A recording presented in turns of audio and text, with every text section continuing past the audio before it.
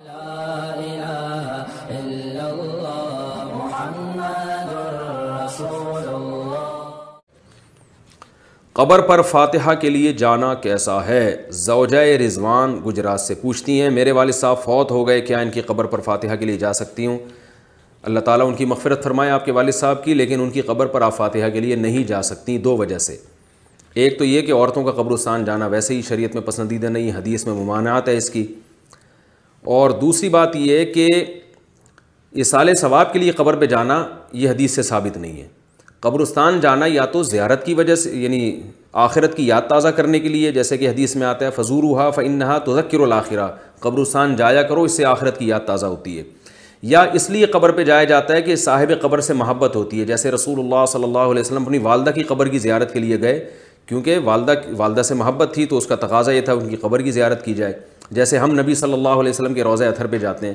تو محبت کی وجہ سے یا تو قبر پہ جایا جاتا ہے یا آخرت کو یاد کرنے کے لیے۔ فاتحہ پڑھنے کے لیے قبر پہ نہیں جایا جاتا، کیونکہ عبادت جو ہے نا وہ مسجد میں یا گھر میں۔ ہاں قبر پہ آپ چلے گئے ویسے ہی زیارت کے لیے، تو وہاں فضول باتوں کی بجائے آپ نے میت کے لیے دعا کر لی، یا سورہ فاتحہ پڑھ لی، فاتحہ پڑھ کے دعا کر لی، یا سورہ اخلاص پڑھ کے دعا کر لی، یا کچھ بھی پڑھ کے دعا کر لی، تو وہ جائز ہے۔ یعنی جا کے فاتحہ پڑھنا ایک الگ چیز ہے، فاتحہ پڑھنے کے لیے اسپیشلی جانا یہ ایک الگ چیز ہے، تو دونوں میں فرق کرنا چاہیے۔ میت کے لیے کہیں بھی بیٹھ کے دعا کریں گے فائدہ ہوگا میت کو، اس کے لیے قبر پہ جانا ضروری نہیں ہے۔ والد کی وفات کے بعد روزانہ قبرستان جانا، میرے والد کو کے انتقال کو 8 مہینے ہو گئے ہیں، میں روزانہ قبرستان جاتا ہوں، وہاں جا کر سورہ یاسین وغیرہ پڑھتا ہوں، تو کیا روزانہ وہاں جانا بدعت ہے؟ بہت سے لوگ اس سے روکتے بھی ہیں۔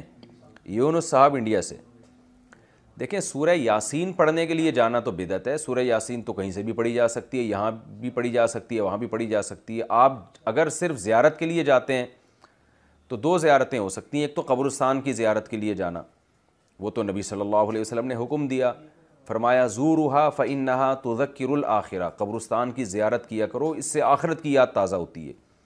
تو جتنی زیادہ زیارت کریں آپ، روزانہ جائیں، روزانہ آخرت قبر کو یاد کرنے کے لیے تو روز جانا بھی فضیلت ہے، اس میں کوئی ممانعت کی کوئی دلیل نہیں، کیونکہ جب نبی نے حکم دے دیا تو ہر آدمی اپنی استطاعت کے بقدر جا سکتا ہے۔ دوسرا مسئلہ ہے اسپیشل والد کی قبر کے لیے جانا، تو اس کا بھی حدیث سے ہمیں ثبوت ملتا ہے، نبی صلی اللہ علیہ وسلم نے اللہ سے اجازت مانگی کہ اپنی والدہ کی قبر کی آپ کو اجازت دی جائے ان کی زیارت کی، تو اللہ نے اجازت دے دی۔ تو والدہ سے محبت تھی، اسی وجہ سے رسول اللہ صلی اللہ علیہ وسلم اپنی والدہ کی قبر کی زیارت کے لیے گئے۔ تو انسان کو جس سے محبت ہوتی ہے، ظاہر ہے اس کی ہر چیز سے محبت ہوتی ہے، تو والد سے اگر آپ کو محبت ہے تو ان کی قبر کی زیارت کا دل چاہتا ہے انسان کا، میں جا کے اپنے والد کی قبر کی زیارت کروں۔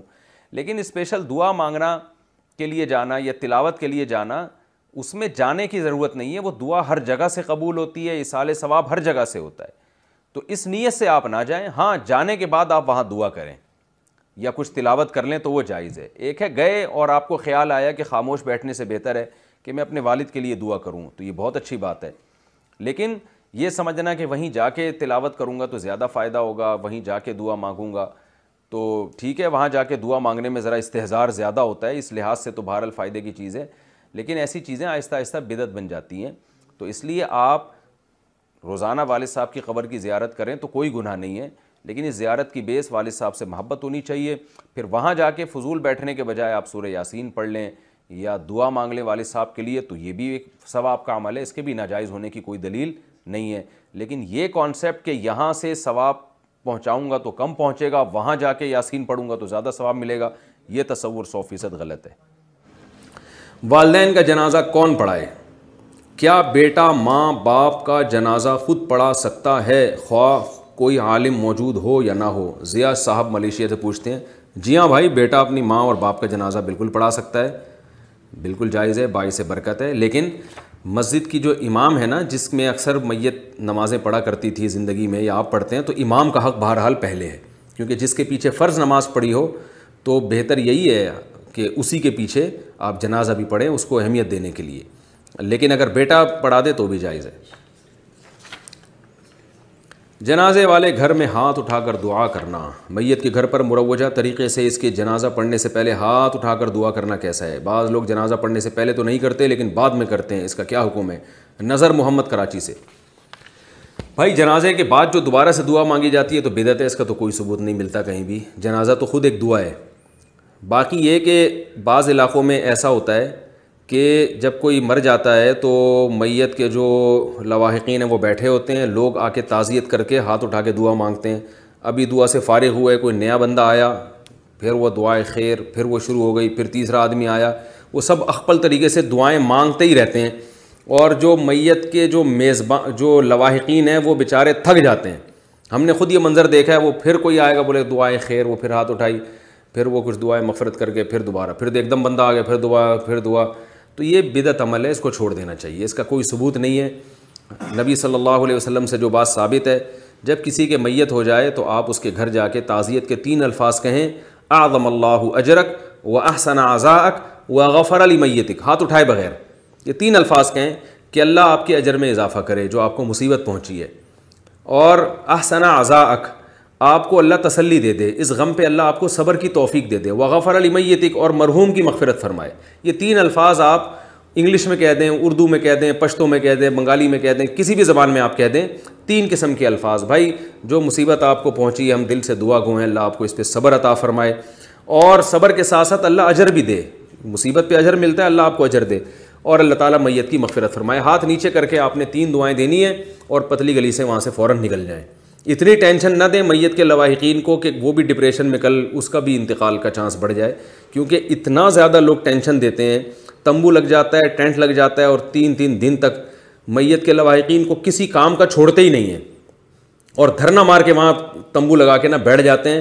اس کو فقہاء نے مکروہ لکھا ہے، ناپسندیدہ لکھا ہے. رسول اللہ صلی اللہ علیہ وسلم کے دور میں ایسا نہیں ہوتا تھا. وہ پھر جناب وہ کرسیاں لگا کے بیٹھ جاتے ہیں وہاں دھرنا مار کے، وہ فارغ ترین لوگ ہوتے ہیں، بیٹھ گئے. پھر وہ چائے چل رہی ہے، پانی کا دور چل رہا ہے، قہوے چل رہے ہیں، گٹکے چل رہے ہیں، وہ آ رہے ہیں جا رہے ہیں. 3 دن تک میت کے لواحقین کسی کام کے نہیں رہتے. تو تسلی کا یہ طریقہ بالکل غلط ہے. بس آئیں، 3 الفاظ کہیں اور نکل لیں. ہاں جو بہت ہی قریبی رشتہ دار ہوں، جن کے میت کے لواحقین کے ملنے سے واقعی تسلی ہوتی ہو، جیسے بیٹا ہے، بہن ہے، اس طرح کے جو قریبی لوگ ہیں، وہ بے شک میت کے گھر میں قیام بھی کر لیں، رہ بھی لیں وہاں پہ، وہ ٹھیک ہے.